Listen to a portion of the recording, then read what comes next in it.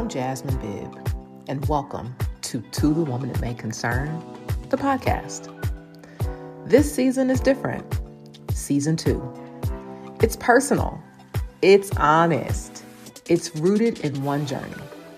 The journey of becoming.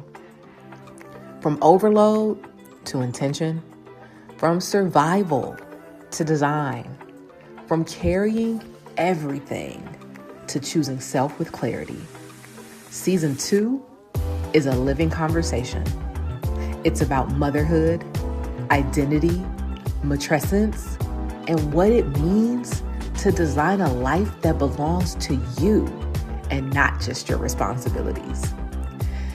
This isn't about perfection. It's about truth. It's about becoming.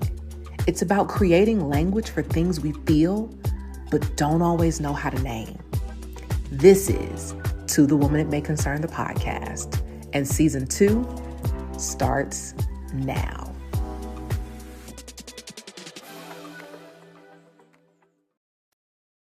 Hello, and welcome back to another episode of To the Woman It May Concern, the podcast. I am your host, Jasmine Bibb, and I'm so happy to have you back with me for another episode. If you are new, welcome. So today, I always say this, but I mean this. Today, you're in for a treat. The topic that we are going to be talking about today, guys, when I say it is a life-changing concept and topic that once you leave this episode with the knowledge that you're going to get, I promise you will never be the same. And so with that being said, today for this conversation, I have joining me Olivia Seck, who is a bunch of things from a maternal motherhood standpoint. But what initially drew me to her personally was the fact that I saw that she was what is called a Matrescence Coach. And so we'll get into more about matrescence here throughout the episode. That's what we're talking about today. But before we do that, I am going to read Olivia's bio, welcome her in, read a letter, and then we'll get started. So, Olivia is a mother of 4 adult children. Olivia has supported women and families for well over 2 decades, guiding them through the profound transitions of pregnancy, birth, and motherhood. After many years training holistic doulas and working in the field of birth, she now focuses her practice as a matrescence coach on the initiation of becoming a mother. As a Havening practitioner, she specializes in the alchemy of birth trauma, supporting people not just to end their suffering, but to harvest the wisdom held within their experience. In 2011, she founded Radiant Mama, a project offering emotional and practical support, education, and community to parents throughout the perinatal period, all on a donation basis. Being a woman and a mother has been one of the deepest explorations of her personal and professional life. Her intention now is to share what she has learned, offering the tools she has gathered along the way in service to women, families, and a more beautiful, peaceful, and loving world. Olivia, welcome to the show. How are you today? Welcome. Thank you so much, Jasmine, for having me. And I'm good. Yeah, I'm excited to be talking with you about this really important topic that's so little known about. That's so little learned about it. And that's exactly why we're having this conversation today. So thank you so much again for taking the time out to join me and for going along on this ride with me. I'm really, really grateful for your time today. Yeah, thank you. Sure. So we'll get into my letter and then we will get into more conversation with Olivia. So with that being said, to the woman it may concern, motherhood, or a second puberty most days, I can't tell the difference. It feels like I've been sitting in a dark room, and now I've stepped into the light and my eyes are trying to adjust. Some things I can see clearly, but most of it is still a blur. And as someone who has always been an overachiever, someone who has always had a plan, who has always been prepared, and who always anticipates, this feels unfamiliar. Because motherhood is asking something different of me. It's asking me to loosen my grip, to trade strategy for presence, to trust that I don't always need to know what's coming next. And if I'm honest, that's hard. But what I'm realizing is this: as I began to understand who I am, because if I'm being honest, I don't know that I've ever had a true identity to begin with. How could I? When so much of who I was becoming was shaped by expectation, achievement, and the world, and who the world told me I should be. And now the world around me isn't built for this version of me. There aren't many spaces that acknowledge the ebbs and flows or support what we actually need within them. And so we walk around burnt out, stressed out, overloaded, calling it normal. But if you really think about it, what we're experiencing isn't random. It's developmental, it's transition, it's transformation. It's a second puberty. But this time, no one is explaining what's happening. No roadmap, no language, no preparation. And I want you to know this resource light time in our lives actually has a name. It's called matrescence. And for me, that word changed everything. So, how is it defined? I'm glad you asked. Jasmine. Okay, guys. So that's the letter for today. And that's the topic for today, matrescence. And so to get started, I ended the letter with how is it defined? And so matrescence, which is spelled Matrescence,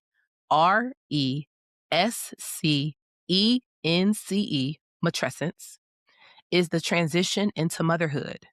Everything that happens to a woman physically, emotionally, mentally, and identity wise as she becomes a mother. So, a little history for you guys to let you know just how long the term matrescence has been around.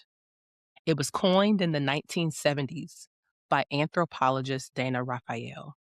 She compared it to adolescence, which makes a ton of sense when you think about the developmental things that an adolescent might go through, but then the things that we go through as mothers and women. Hormonally, developmentally, all of the things are along the same path, but they're treated so differently, to my point of it being a resource light period of time in our lives. And so, something to know is that despite it being around for decades, most women are just hearing about it. Um, and so it's because historically the focus is the baby, right? Not the mom necessarily, which is why we're talking to Olivia today.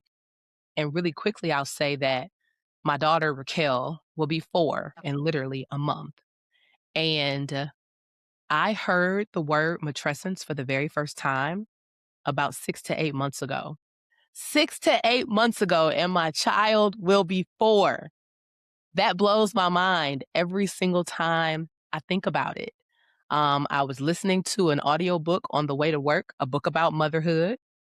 The author mentioned the word, and I thought, well, what the heck is that? And so I remember, like, at a stoplight, writing down, like, phonetically what I thought it was spelled like and what I thought it would be.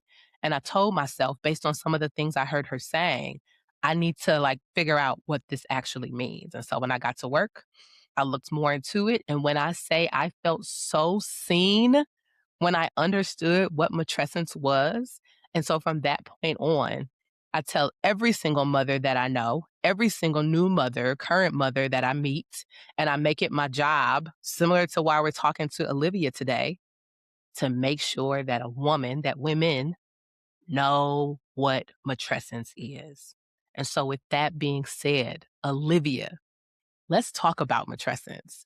When did you first become aware of the term matrescence, and what has that done for you in your life? Clearly a lot if it's a part of a career path for you, but tell me about your experience personally. So before we start, I want to really acknowledge your letter. It really touched me, and it was so rich and so personal at the same time. And I just really want to acknowledge what you brought there and how relatable I'm sure it will be for so many women and mothers.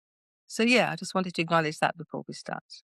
Thank you. So how when did I first hear about matrescence? I don't really remember exactly when it was, to be honest. I remember coming across the book Mama Rising by Amy Taylor Kabatz, and that I think probably that was the first time I I read about the whole concept. Whether I'd heard it before, I'm not sure, but it was in early, 2020. And I remember sort of coming across the book, and she was introducing this concept to me, and I thought, oh well, that's interesting. And I've been working with mothers for many, many years already, and I was already I became a mother in 1984, 89, 84, sorry. So I've been a mother over 40 years. It's a long time, but I hadn't Mhm. heard of any of it. And I've been a birth worker for already 2 decades. So it was like, how did I not know that? But I hadn't. I hadn't heard about it anywhere. So when it came through in that book, it was like, oh, okay, that's really interesting. And she had a particular approach to it, and there was a lot of I felt in the book there was quite a lot of anger, like, why don't women know about this? Why don't we know about this? And when I did a circle, I did a workshop last Saturday, and part of that workshop was actually to tell a story about matrescence. A bit like your letter, actually, in a way, but it was to tell the story, yeah, about what it is, but in a story format. Mhm. And the women sat in the circle and listened to it. And afterwards, we had a sharing about what did that bring to them to hear that named and to hear what it's all about. And some of the women felt that anger. Mm. They felt this, why? Why did that not know about this? Why isn't that recognized? Why am I not being treated in the way that I should be treated? If this, why are adolescents being treated? Because I was comparing it a lot to adolescents. Why are they being treated like this? And why are we not being giving that moment of grace? You know, so there was lots of feelings being brought up. And I think when I first read it, it was similar. I could hear from Amy how much feelings was it coming out of her. And what it did for me was that there was both grief, anger, and a real sense of wanting to be involved in some ways in spreading the word, in helping women recognize what they were going through. And so I have a question for you, if you don't mind me asking. Sure. What difference would it have made to you if you had known the word from the beginning, from your pregnancy? What difference would it have made for you? Because I hear, how you're feeling now that you've only just found out. But how would it have been to find out when you were pregnant? What difference would it have made, do you think? That's a good question. So, I think for me, had I known about the word from the beginning, I think I would have given myself or I would give myself more grace. I think that we assume motherhood is this insert baby situation, right? Like life is going, oh, I think it's time to have a child. Let me go ahead and do that. And let me go ahead and add that to my list of accomplishments. And so then that happens, and you think based on the media and culture and what we see and learn about what it takes to be a good mother. There's never this piece where anything showcases our internal experiences, like love my daughter, love being a mom, and all the things, right? But that's the only thing we see. We see people with their children out and about. We see people taking their children to school and all the different things, but we never stop to realize, now I do, that mom is tired, that mom is thinking about the kid, but thinking about work and thinking about all of these things. And so motherhood always, I guess, felt like this singular focus that people seem to nail. And it wasn't until I became a mother and didn't feel like I was necessarily failing, but felt like, wait a minute, I thought this was supposed to feel easier. But had I known that word, I would have realized that it's so many layers to motherhood and that that's okay. And that's interesting because in some ways, there are many different ways of looking at matrescence. So some people look at matrescence very much look at the brain changes, which are similar to adolescence, Mhm. and what that does in terms of creating the possibility for better connection, better be able to read the baby. So the brain is getting ready for the experience. So you can be focusing on that. You can be focusing on the emotional changes, the hormonal changes that are happening. You can be focusing on the identity changes, which are massive, obviously. will suddenly, from being maybe somebody whose identity is linked to their career, into their status in the world, suddenly you end up being somebody's mother. You don't even have a name anymore half of the time. It's like, oh, hello. Oh, hello, you are somebody's mother. You're not even Exactly. a person, right? So that's massive shift in identity is there. But for me, what I find the most interesting in a way is the initiation of birth, the initiation of matrescence. And by that, I mean, um, if you look at matrescence as a rite of passage, Mhm. a rite of passage is actually been defined in many cultures. There's like the departure from who you were, and in a lot of cultures, adolescent males have rites of passage. In order to become men, they go and have these initiations. And in some cultures, they say, "Oh, women don't need to do that; they have birth." That is their initiation. That is what transforms them from being girls to women to be able to take their place in within the society that exists. They have this rite of passage, means they are they're growing into someone different. So when you look at matrescence in that way, it means that you look at the pregnancy is the departure. You're moving away from who you were. You're no longer who you were. You're being transformed already. That part of that process is happening.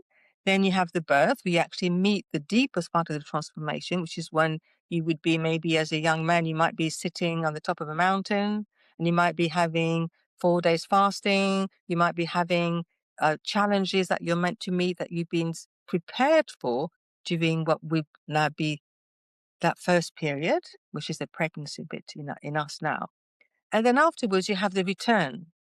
So after the second part of your rite of passage, the actual meeting of the challenges, then you return back, and then you make sense of what's happened to you as through that transition. And then once you've made sense with an elder, you've sat around the fire together, you've made sense of what's happened, then you return to your community where you are welcomed as a different person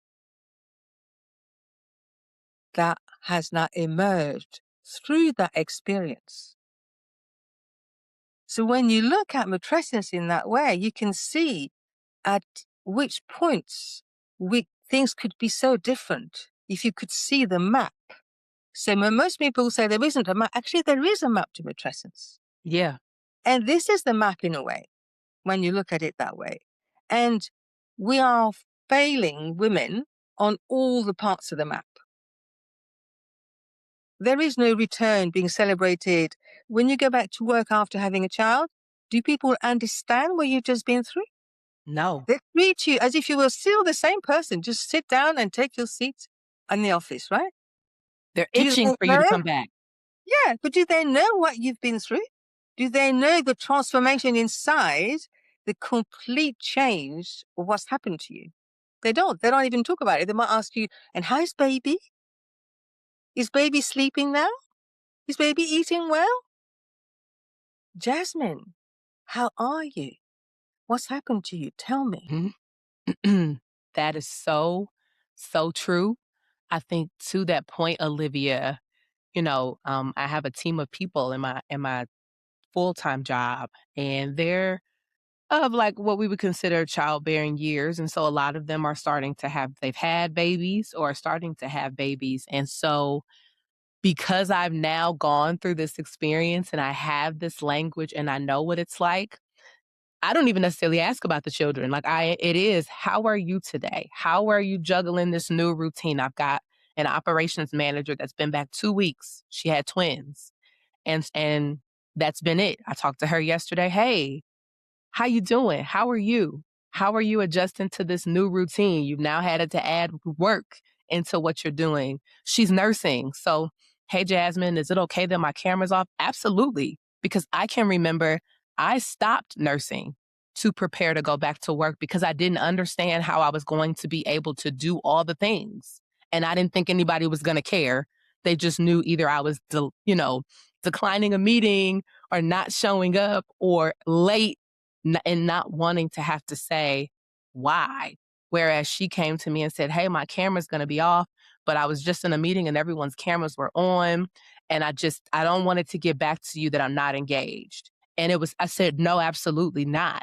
I said, "I will advocate for you to the end. I hope somebody does come ask me or say that you didn't have your camera on." Like she deserves to do what she's doing without having to feel so self conscious because she's taking care of her children and trying to be a good mom.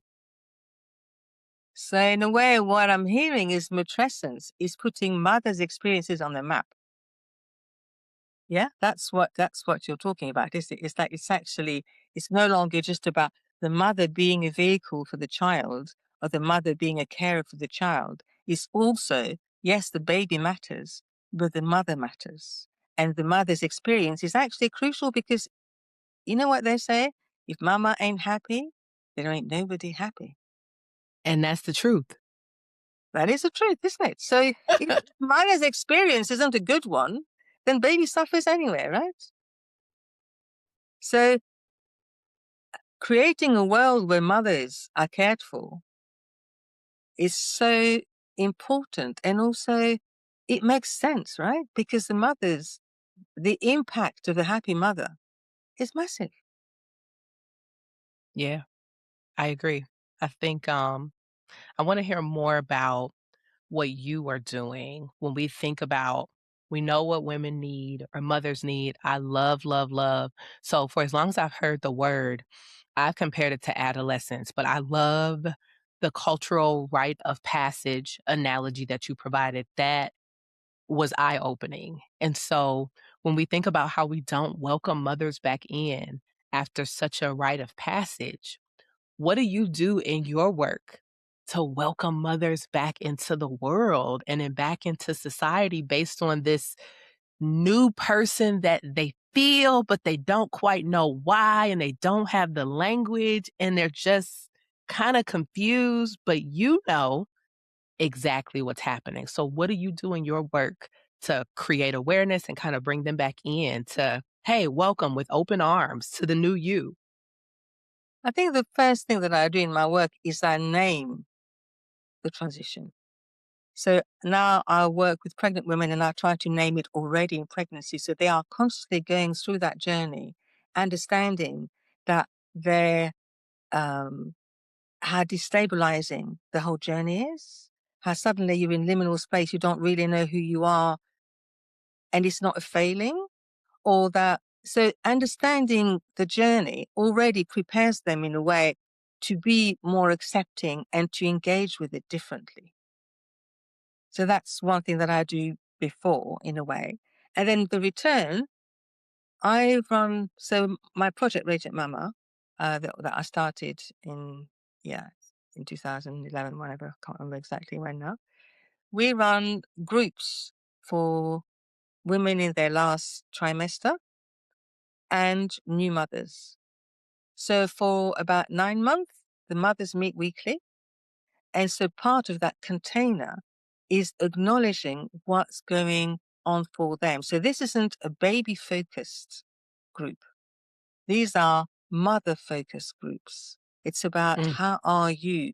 And it's about exploring that transition together. And also it does many things. Number one, it gives them a place to name what's happening for them. But also it mhm. gives them a place to normalize what's happening for them when they hear that everybody else is also going through that in their own way. And how is everybody else managing? It's like it takes it out of pathology to this is normal. This is actually what is that journey. And also when we look at it in an initiatory way, it also, what is that initiation asking of me?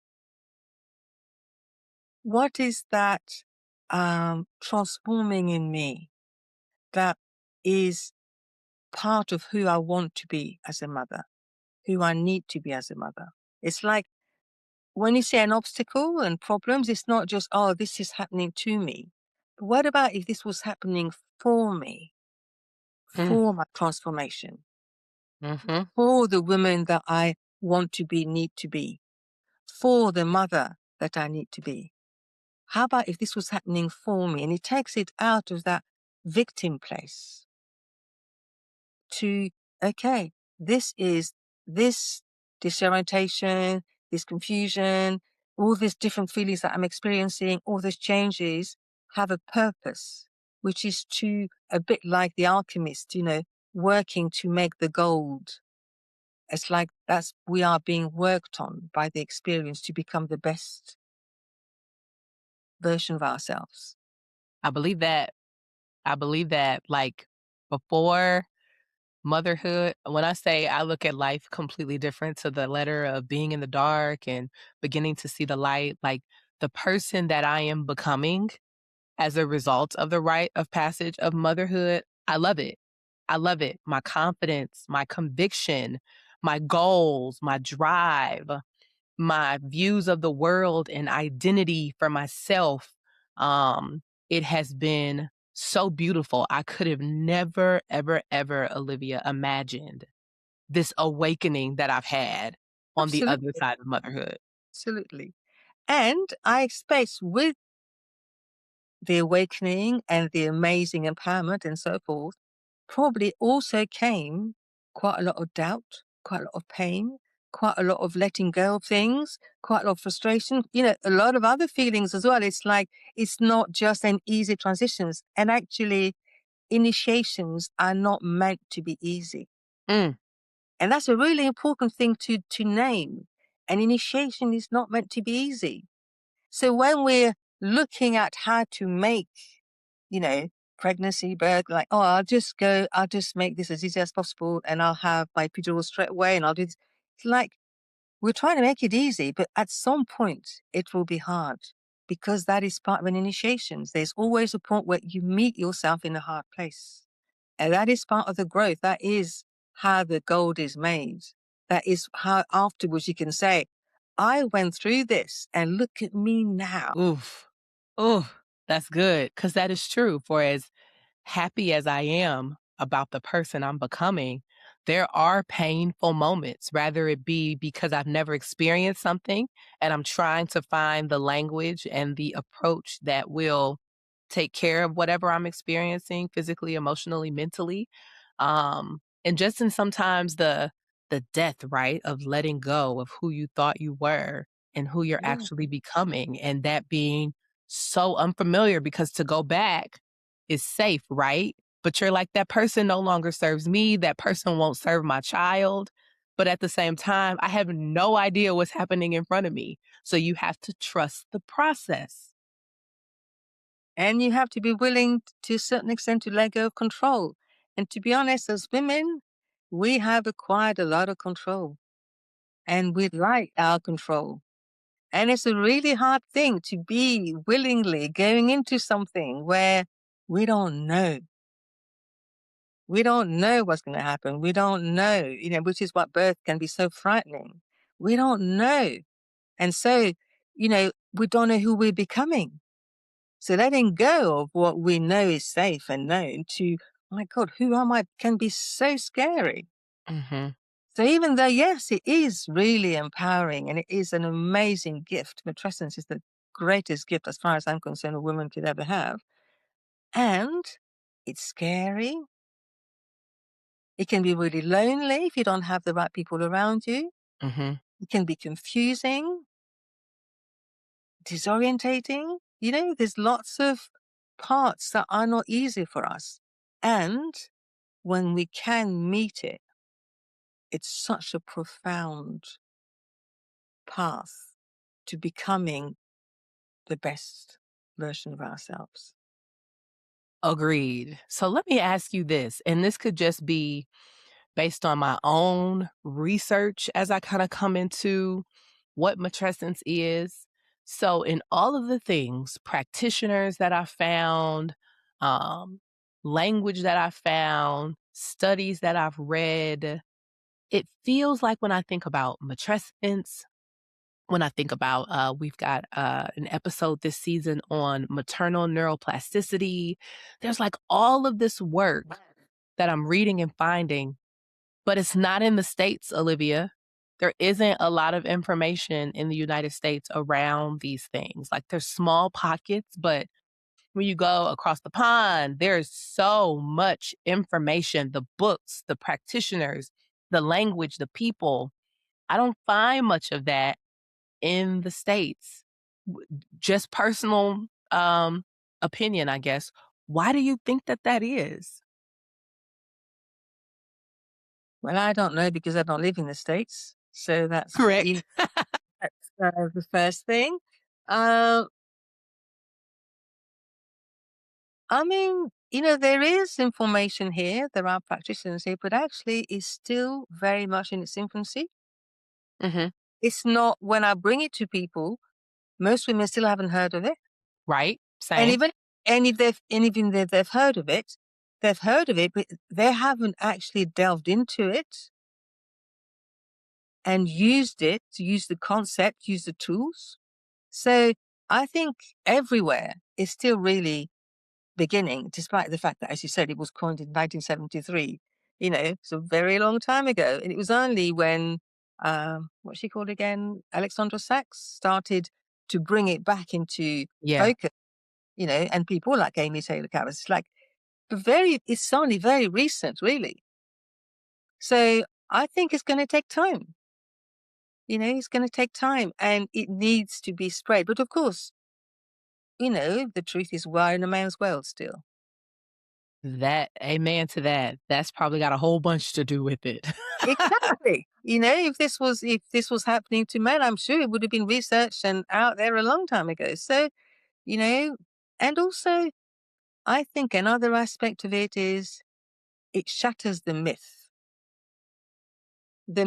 of the always happy, Mhm. thriving mama, totally satisfied with what's going on all the time. She doesn't have any internal ambivalence. Doesn't know? Of course not. Otherwise, she would be a bad mother, right? Right. So all of those things that are a natural part of matrescence. Ambivalence is a natural part of being a mother, right? Because there is different parts of us that have different needs. And together they cause ambivalence. So Mm. when we shatter the myth of the perfect mother with the reality of matrescence, there's a discord, isn't there? So the myth of the perfect mother is still being peddled out there, still being pushed out there, still something that women are striving to be and failing to be because there isn't such a thing as a perfect mother, right? Doesn't exist. Yeah. So when you delve into matrescence, it starts giving you permission to say, hey, I can't be a perfect mother. This this is like, can you be a perfect adolescent? Good question. What would be a perfect adolescent? So Baby. yeah. So I think there are many reasons why it's not being also taken on even by women themselves, because they're still attached to the myth of becoming the perfect mother, not becoming an unknown quantity. Understood. Let me ask you this. Excuse me.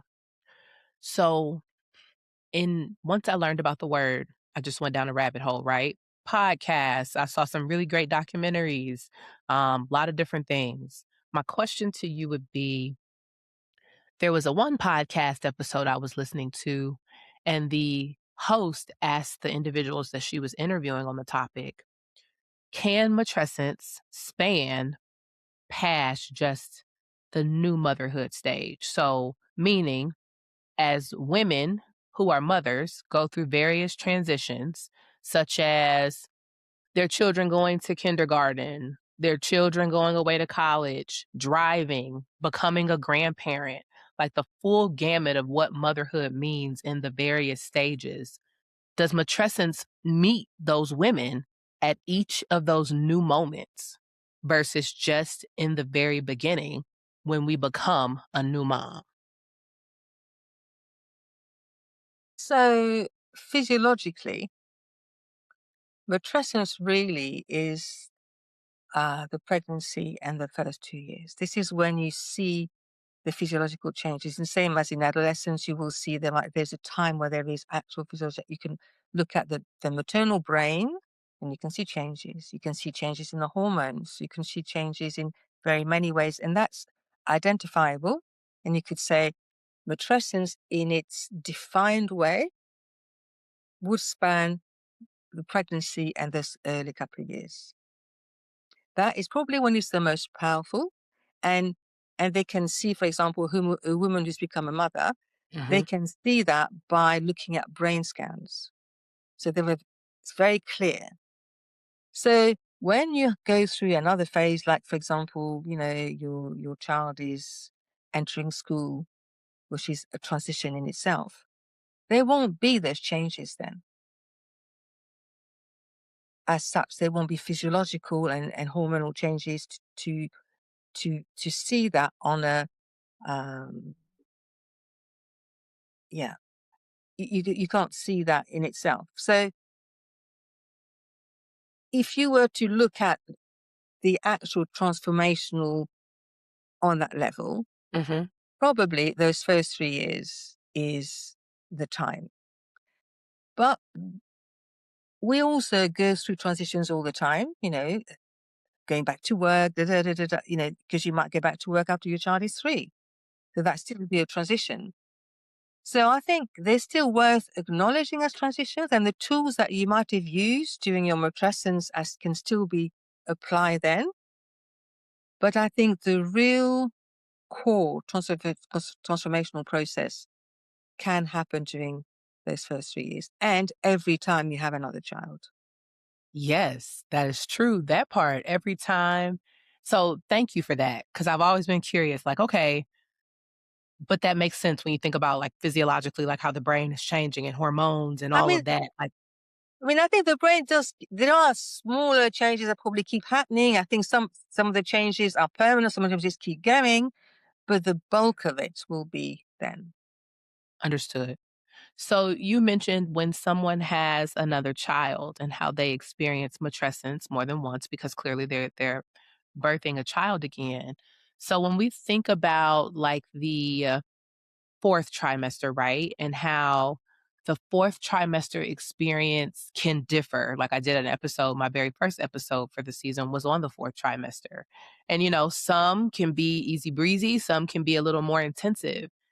Can matrescence look different for each, like, if I had a second child, or is it I guess maybe I'm answering my own question. Is it solely about the overarching experience of matrescence as that rite of passage of moving from 0 to 1, 1 to 2, and what that means for a woman as she changes and evolves?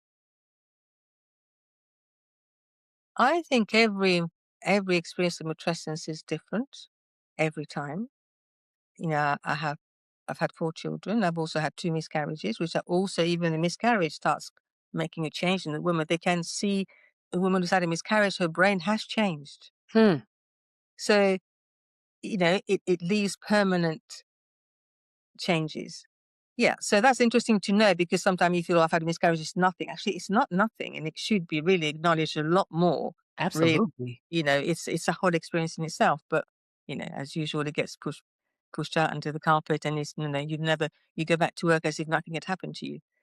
Um, but I feel every pregnancy, every birth, every first year, especially, has been very different for me, and has been an initiation in its own way. Everyone. So and changes happens. Yes, changes the brain deepen. So there is actual concrete evidence that there are changes that happen every time. Interesting. Very interesting. Um, okay. So when we think about matrescence, the work you're doing, what are some things that you think for individuals who are listening to this episode that have either heard the word matrescence and the concept for the first time and they now feel this sense of enlightenment? Or if they were somewhat familiar, but this episode has been helpful in general and kind of furthering and expanding their knowledge. What can we as women do who aren't necessarily maybe so your gift is that you are a matrescence coach, but maybe their gift is that they are a project manager for a company, they're a baker, they're a however. What can they do though to help spread the word, bring comfort to women, and kind of continue to help people understand, women understand the importance of knowing that matrescence is a thing? Like, what if you could charge women to do something? What would it be? I think firstly to name it to women, to just say, "Are you aware of the word?" Just like you found out about the word, and then that took you down a whole journey. So I think just to name it is an important thing to women themselves. But I think very much to create also supportive structures within businesses. Mm, I think if you are in a business yourself, like how are you treating people? What kind of culture? How could you create a supportive culture within the existing businesses now so that women can honor their matrescence while still being going back to work? mm, So it's not an either or. It's like you saying, I have to stop breastfeeding because I'm going back to work. No, how can you honor that relationship with your child and the breastfeeding journey that you're on and go back to work because there's a culture in work that is supportive to that because there's an awareness of your journey, your matrescence journey that is integral to the work, to the culture. So I think certainly if you work in this kind of field to look at how can I make changes and also how can I let people know, like invite someone to do a talk about matrescence so that the employees and the bosses mm. understand what it means. There are actually people who work to bring that into the workplace. So there are lots of different ways of bringing it out there. But I think the naming of it, the explaining of it, and then the looking for supporting women to look for ways to support themselves and to bring support in, and looking for ways to bring greater support for the journey within the structures that already exist. Wow. So, love that charge. My favorite part of that charge is probably what you said. Like, in it, whether you be a business owner, a leader, a daily contributor to an organization, what can you do to create space for women where they feel seen, acknowledged, and safe to go through matrescence as organically and as naturally as they should? I think that that is power. That there's so much power in that, and I hope that listeners understand how much power there is in that. Matrescence is a powerful term as it's in its own right. But then when you take that and you put that in places that are not built for that word or that have not created space for that word and you give it that space, that's a feel good right there. And that is an impactful thing that we are all able to do, right? It doesn't cost us anything. It may be a conversation with HR. It could be a change in your normal business practices if you're a business owner. Like, it's so simple, but it's so necessary. And I hope that that falls with the listeners today. Like, it really lands the power in that. So thank you for that charge. All right. So, with that being said, Olivia, we're going to wrap up today's episode. But what I would like to know from you as we wrap things up and what I want the listeners to know is um, where you live within the world of social media, programming, just all of the things where you continue to spread your gift and give your gift. And yes, you are not in the States, but that doesn't mean that they still cannot follow you in different places and subscribe to your thought leadership because it is beautiful. Well, the truth is, I'm rubbish at social media. Let's be truthful here. What I mean is, I don't, I'm very busy. I do a lot. I do a lot in my day-to-day work. I run groups. I run retreats. I I also am a new grandmother, and I'm a very Congratulations. hands-on grandmother. So I also spend time, supporting my daughter and helping her through her matrescence journey. So yeah, I don't spend a lot of time and I'm not very disciplined in the whole social media thing. So I do have Instagram and I do have Facebook. And you can look me up, Olivia Seck, but I'm not that active on them. What I'm trying to go back to is my Substack, which is where I've started to talk more about matrescence. And so I've got, yeah, Substack you can look at. And I am planning to start a podcast when I have the time also. But for now, I'm just very happy to be here and sharing what I have. And it's not because I want people to follow me, it's because I really want to spread the word. I want people to know what they're experiencing, and I want people to know how they can support the process in the world. Yeah, I love that. Okay.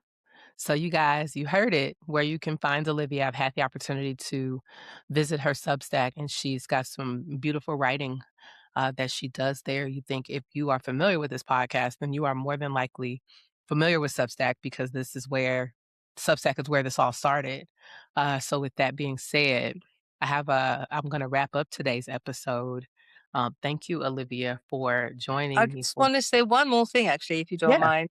No, no, Um, go for it. for those who are in the UK, I do run retreats regularly, and I have a retreat coming up in the beginning of May, which is specifically about the transition into motherhood. And so it's an Mm, opportunity to not only just relax and connect and so forth, but also to really explore how is my motherhood journey going to unfold?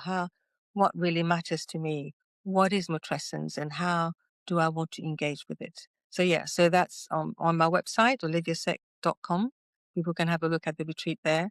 Yeah, and that's one of the ways that I create spaces for women to also come together and yeah, and experience being seen, being met, and exploring their journey.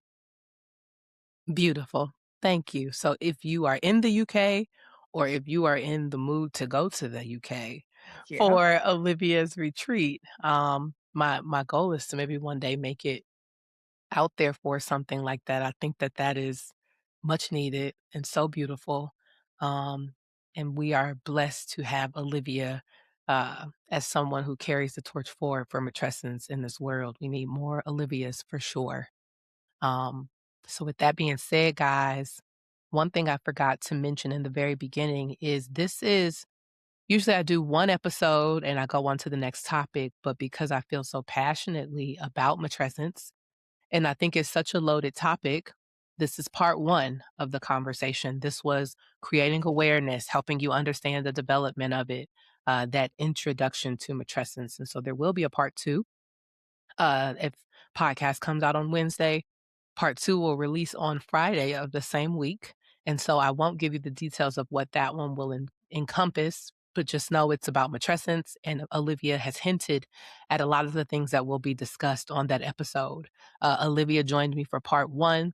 Part 2 is going to be a solo episode where I dig more into my matrescence experience, just because, as you know, vulnerability is my jam, and I always like the opportunity to ensure that what I'm going through, I know somebody else is going through or has gone through. And so it is my duty to share my experiences with the goal of comforting and helping others. And so, with that being said, you can find me on social media, Instagram specifically at the Overachiever Mom. And then, if you are interested in an email exchange or some feedback or have any questions, you can reach me at HELLO at oamcollective.com. All right, guys, until part 2, Olivia, thank you again for your time, and I will talk to you all soon. Bye. Bye bye. Thank you so much for having me. No problem.